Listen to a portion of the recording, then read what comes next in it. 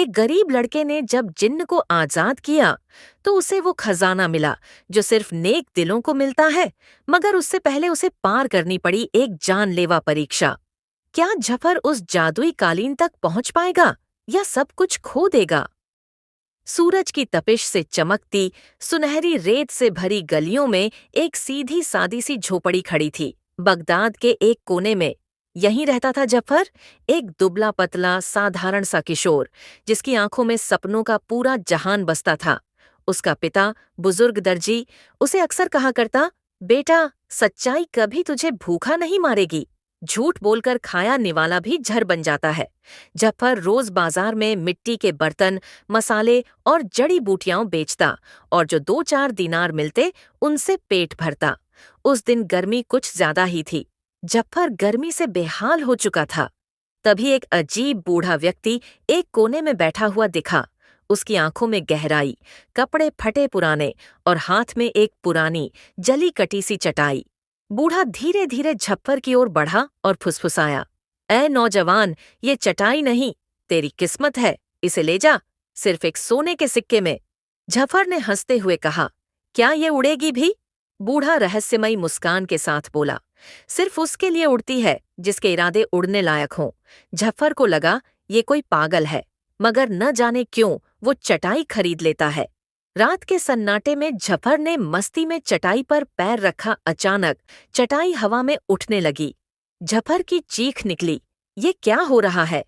चटाई उसे लेकर रेगिस्तान के ऊपर से उड़ती हुई एक दूरस्थ पर्वतीय क्षेत्र में ले गई, जहां चट्टानों के बीच छुपी एक भव्य गुफा थी। दरवाजा सोने का, लेकिन ताले में कोई चाबी नहीं। गुफा अपने आप खुल गई और अंदर घना अंधकार। अचानक एक तेज गूंज के साथ जमीन कांपी और एक विशाल नीली चमक वाला जिन्न प्रकट हुआ।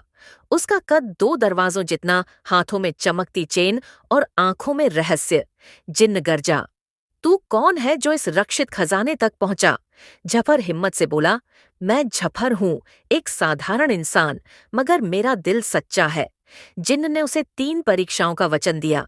ये खजाना उसी को मिलेगा जो इन 3 कठिनाइयों से पार पाए। अब बारी थी तीनों परीक्षाएं देने की। झफर को वापस बगदाद लाया गया। वहां उसे एक गहनों की चोरी का झूठा इल्जाम लगाकर पेश किया गया। सामने खड़ा था उसका बचपन का दोस्त इलियास, जिसने चोरी की थी। मगर झफर को मौका था, इलियास का नाम लेता तो खुद छूट सकता था। मगर झफर बोला, न्यायाधीश, गहने मैंने नहीं चुराए, मगर मैं किसी को झूठा नहीं कह सकता, चाहे मुझे सजा मिले। हर कोई चौंक गया। पहली परीक्षा की सच्चाई ने जिन्न को पहला संकेत दे दिया। अब जिन्न उसे रेगिस्तान के बीचों बीच एक जगह ले गया। उसके पास सिर्फ एक रोटी का टुकड़ा था और सामने एक भूखी बुढ़िया कांपती हुई। झफर ने बिना कुछ सोचे अपनी रोटी उस बुढ़िया को दे दी। बुढ़िया मुस्कुराई और हवा में विलीन हो गई। वो कोई आम बुढ़िया नहीं, बल्कि जिन्न की दूसरी परीक्षा का रूप थी। परीक्षा 3, अपनी सबसे प्यारी चीज कुर्बान करना। अब जिन्न ने कहा, अब अपनी वो चीज दे जिसे तू सबसे ज्यादा प्यार करता है। झफर की आंखें भर आईं। उसने अपनी माँ की दी हुई पुरानी हरे कढ़ाई वाली पगड़ी जिन्न को सौंप दी। वो पगड़ी उसके माँ की अंतिम याद थी। जिन्न चुप रहा और फिर एक आकाशवाणी सी आवाज गूंजी, तू योग्य है, अब तुझे वह मिलेगा जिसकी कल्पना भी नहीं की। अचानक पूरा पहाड़ गूंज उठा। गुफा के पत्थर खुद ब खुद खिसकने लगे। एक विराट दरवाजा उभरा, 2 विशाल सांपों की मूर्तियों से सजा हुआ। सांपों की आंखों में नीली शक्ति चमक रही थी और उनके मुंह से निकलती रोशनी ने दरवाजे के ताले को पिघलाना शुरू कर दिया। जैसे जैसे ताला पिघला, दरवाजा धीरे धीरे खुलने लगा। झफर ने जो देखा उस पर विश्वास करना कठिन था। जमीन पूरी सोने की चादर जैसी थी, उस पर जड़े थे नीले पीले हीरे। कोनों में लगे थे नीले जादुई पेड़ जिनसे चांदी के पत्ते टपक रहे थे। बीचों बीच एक मणि से बना झरना जिसमें गिरती बूंदें मोती बन रही थीं। और वहां था सबसे आखिरी में एक मंच पर, उस पर बिछा था एक अद्भुत कालीन, ऐसा कालीन जो मानो खुद बोल रहा हो। उसका रंग बदल रहा था, कभी नीला, कभी सुनहरा, कभी हरा। जिन्न धीरे से झफर के कंधे पर हाथ रखकर बोला, अब तू उड़ने योग्य है। झफर, ये कालीन अब तेरा है। मगर याद रख, इसका जादू सिर्फ उन्हीं के लिए है जिनका दिल हल्का हो और आत्मा उजली। अब जफर कोई साधारण लड़का नहीं था। वह कालीन पर बैठा, जैसे कोई राजा अपने तख्त पर बैठता है। जैसे ही उसने उड़ो कहा, कालीन धीरे धीरे हवा में उठा।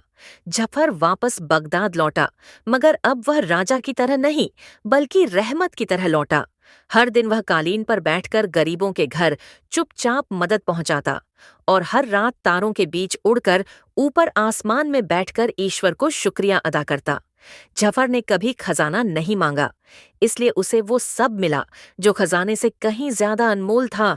सच्चाई, सेवा और एक ऐसी उड़ान जो सिर्फ अच्छों को नसीब होती है।